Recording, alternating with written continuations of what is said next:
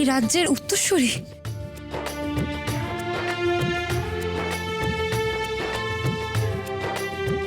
মহারাজ, এবার আমরা আসি।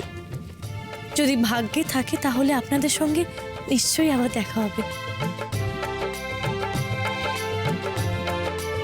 রাজকন্যা রূপমতী, তুমি সত্যিই খুব বুদ্ধিমতী, আর তুমি প্রমাণ করে দিয়েছো তুমি খুব ভালো ছাত্রী। আমরা এই পরিরাজ্যের সবাই সব সময় তোমার সাফল্য কামনা করব। ওই জটিলার অন্ত যেন তোমারই হাতে হয়।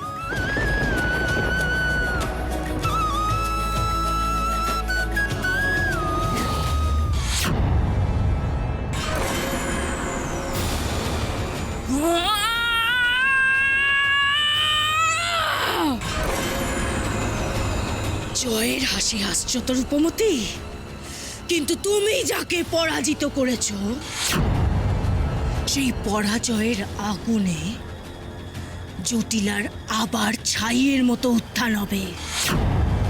ছাই চাপা আগুন যেমন ধিকি ধিকি করে জ্বলতে থাকে, সেই রকম প্রতিশোধের আগুন আমার ভেতরেও জ্বলছে, আর সেই আগুনে আমি তোমায় জ্বলিয়ে পুড়িয়ে ছাই করে দেব।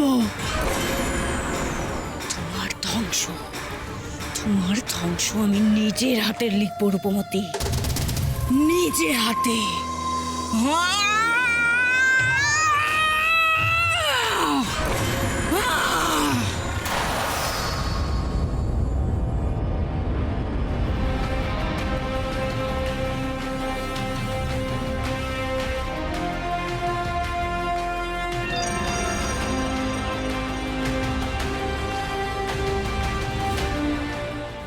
গগনরাজ, গগনরাজ, আমরা সবাই সাহায্য প্রার্থী।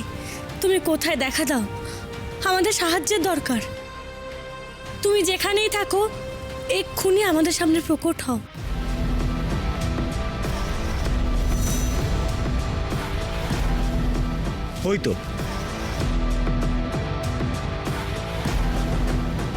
ওই তো গগনরাজ চলে এসেছেন। রাজকন্যার ডাক শুনে হাজির গগনরাজ। চলো, সবাই চলো।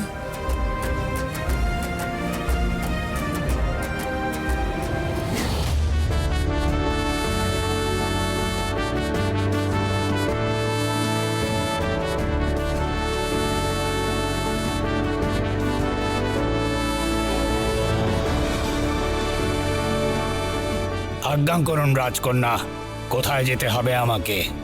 গগনরাজ, তুমি আমাদের সেই মানচিত্র বটগাছের কাছে নিয়ে চলো। সেখানেই আমাদের পরবর্তী রাজ্যের খোঁজ মিলবে। যথা আদেশ।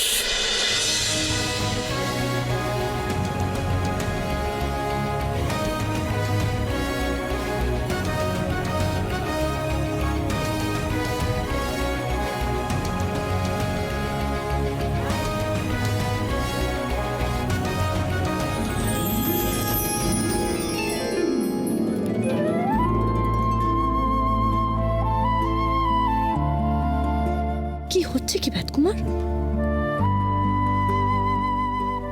না, আসলে আসলে গগনরাজ এত জোরে উঠছেন তো, মানে এত হাওয়া দিচ্ছে, যদি আপনি পড়ে টরে যান, তাই আপনার ভালোর জন্যই হাতটা ধরেছিলাম।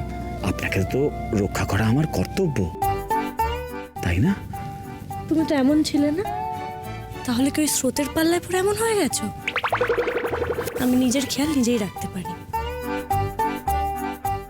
মনে হচ্ছে বেদ কুমারকে নিয়ে রাজকন্যার মনের মধ্যে অভিমানের স্রোত বইছে। এই অভিমান কাটাতে হবে আমাকে। আমার ওড়ার গতি আরেকটু বাড়িয়ে দিতে হবে, ব্যাস।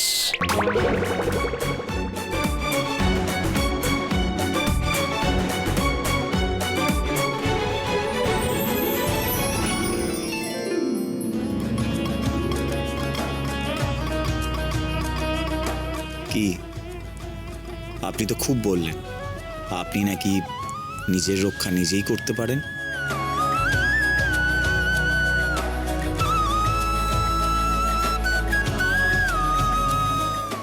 আজকাল গগনরাজ মনে হয় দেবদত্তের মনের কথাটাও বুঝতে পারছে। কি তাই তো? এটাই যে আমার পবিত্র